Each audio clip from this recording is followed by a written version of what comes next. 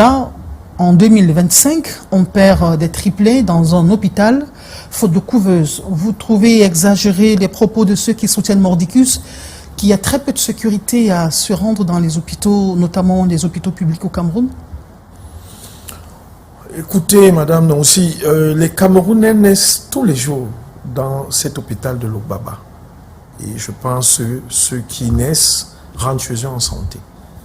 C'est un incident vraiment malheureux et c'est l'occasion pour moi de présenter toutes mes condoléances à cette famille, surtout à la maman, n'est-ce pas, éplorée. Je m'imagine, moi, en train de perdre un enfant, ça serait insupportable.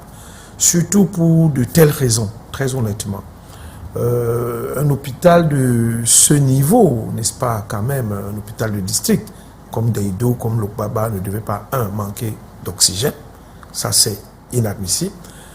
Maintenant qu'on parle de couveuse pour 3 nouveau-nés, des triplés, je pense que la mairie à côté, parmi les doléances ou les problèmes, les besoins que le directeur de l'hôpital peut solliciter, parfois au niveau de la mairie, c'est des besoins comme des couveuses.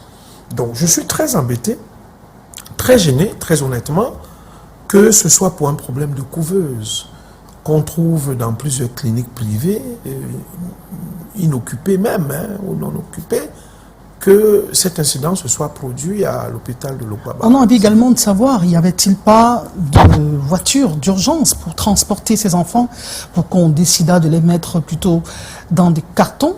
On a vu un carton, et dans un taxi, et sans être accompagné par un personnel médical. Oui, ça aussi, c'est à questionner, parce que je sais que l'hôpital du district de Lobaba a une ambulance, mais je ne sais pas si cette ambulance était là sur le parking ce jour-là. Il faut aussi dire qu'il y a un problème d'accessibilité aux services hospitaliers qui ont parfois des coûts. L'État s'emploie à avoir des coûts assez raisonnables, mais lorsque vous vous appelez une ambulance, même d'urgence, de l'hôpital Lobaba pour la Quintini ou pour l'hôpital gynéco-obstétrique de Yassa, ça a un coût, ça a des frais. Et j'ai comme l'impression que cette dame, malheureusement, est arrivée à l'hôpital en urgence, c'est-à-dire dans son carnet, elle doit avoir une date probable d'accouchement. Tout à fait. Et là, si elle a eu des prématurés, ça veut dire qu'elle a été surprise avant la date probable d'accouchement, et donc elle était, je peux dire, certainement pas préparée, n'est-ce pas, à accoucher ce jour-là, et peut-être l'époux, et donc tout cela nécessite des moyens. Vous vous retrouvez en train de débourser 150 000, 200 000 là à l'immédiat, alors que vous êtes encore en train de faire votre layette, parce que là ce sont de nouveaux-nés 6 mois et demi. 6 mois et demi, donc vous avez encore probablement 2 mois pour terminer votre layette et puis les économies qui y vont avec.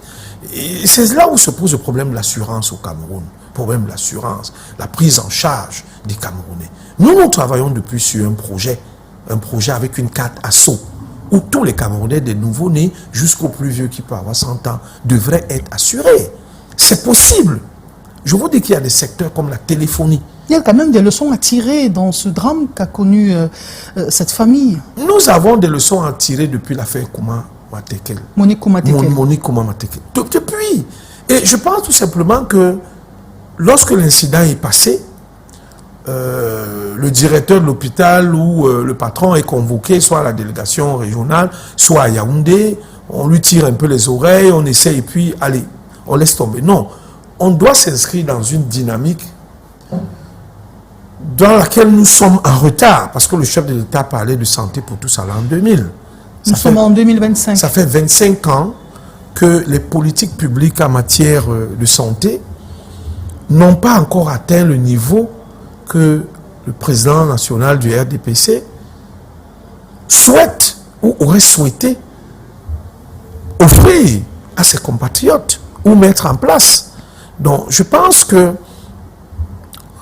au niveau, au-delà, je veux dire, au-delà du fait qu'il y a des leçons à tirer de tous ces incidents malheureux, il faudrait désormais avoir des protocoles clairs qui existent dans les hôpitaux.